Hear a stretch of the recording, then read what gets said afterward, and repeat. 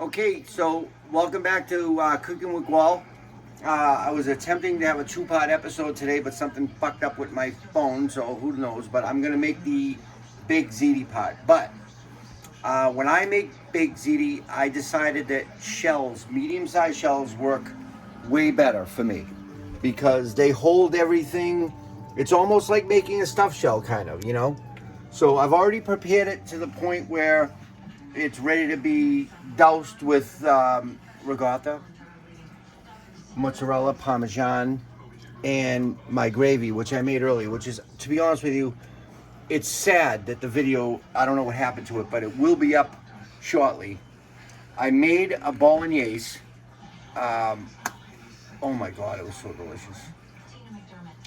And I'm holding in my stomach because the last few episodes my stomach's been big, and iPhone 11 said that on camera it puts 13 pounds on you. So I'm like holding in my stomach to make it look like I'm buff. You know what I mean? But I'm actually, you know what I mean? It sucks because I can't breathe because I'm holding in so much. But anyway, here's what I do. I put the stuffed shells in, and I on the bottom of the pan, and this is a huge pan, let's face it, you know what I mean? But I'm making it for my neighbor, my brother, my son, me, a bunch of people. So what I do is I laid it, put a little sauce on the bottom, and now I'm gonna dollop ricotta all over the place. Okay? So this is gonna take a few to dollop. You know, dollop is good. The word dollop in itself is like a sexual term that can't be used on some websites. But I use it periodically just because I like saying the word dollop, you know? Anyways, we're gonna keep dolloping. Incredible. We're gonna keep dolloping the stuffed shells. And like I said, the reason why I do stuffed shells for big ziti is because it almost comes out like a stuffed shell, like a miniature stuffed shell, you know? So I put as much as I can ricotta. I used a whole jar of it because it's so big. And now it's loaded with ricotta that's gonna spread. And then I add shredded mozzarella. Oh my God, I love this. This is my favorite meal of all of them. And I make an incredible eggplant parmesan.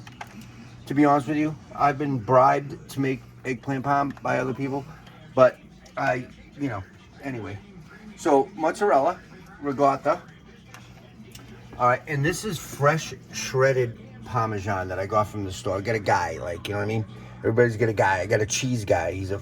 We did this in another episode. He's a cheesy bastard, but he's got cheese, man. And this cheese is like, oh, to die for. Like, I can't even. Oh, look at it. Yeah, it moved. And I know Joe. You don't get too close. Because anyway, so I douse it with Parmesan and everything, and then this is what I think, honestly, all kidding aside, is most important about making a baked ziti. Or even like a lasagna. People make it dry.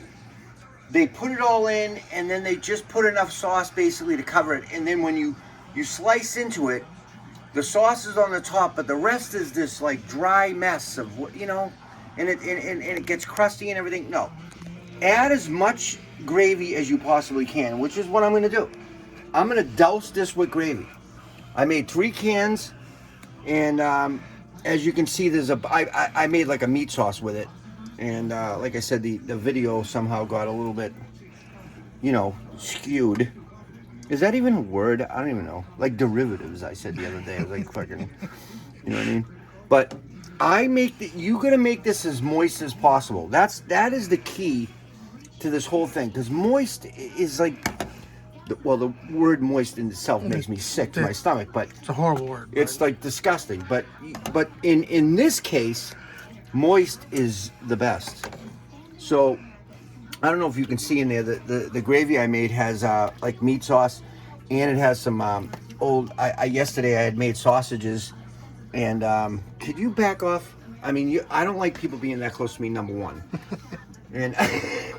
You know what I mean? I'm just kidding. It's all for the viewers. No, but there are little pieces of sausages and everything in there because I made like a bolognese basically, and I'm adding that to the baked ziti. But the whole thing, like I said, is to make this as moist and juicy as possible, because once it bakes, it's going to be dry. And, you know, it's going to dry up just naturally. You know, being in heat, I don't know, you go out in the sun, you lie out in the sun. What happens? You dry up, you burn. This is the same thing. We're putting these, I almost want to put like a suntan lotion on these things if I can make them feel better. But we're going to go without the suntan lotion today and just go with extra sauce. So it looks great. And I'm looking at the side of this pan and I'm almost laughing to myself.